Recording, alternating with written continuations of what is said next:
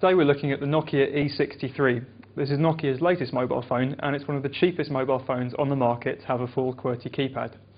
Now, a few years ago, most of us used our phones just for making phone calls, but nowadays you probably send text messages and you might even send emails. If you do, you'll know that typing an email out on a tiny little phone pad can be pretty difficult. With this phone, you've got a full QWERTY keypad just like you would have on a laptop, so typing emails with your two thumbs is much easier.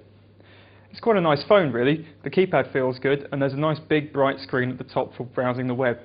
But there are a few problems.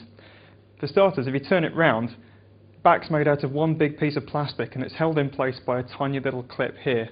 If you knock that clip, the back falls off, which obviously isn't great. Also, there's a couple of things missing from inside this phone that you'd expect to see these days. There's no GPS, so you can't tell exactly where you are if you're using a map. And also, there's no HSDPA. HSDPA is the fastest type of mobile broadband, so you can still surf the web on this, it's just a little bit slow. And then there's this. This is Nokia's E71, and it's the more expensive version of the same phone. This one's been out for about a month. As you can see, it looks much the same, but in every respect it's better. The keypad is the same size, but it feels slightly better. On the back, there's a solid sheet of metal that's going nowhere, so there's no worries there.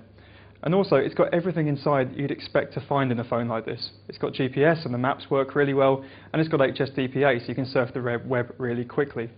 Now, this one does cost a bit more. It's about £350 compared to £200 for the E63, but then you can get the good one for about £20 on contract.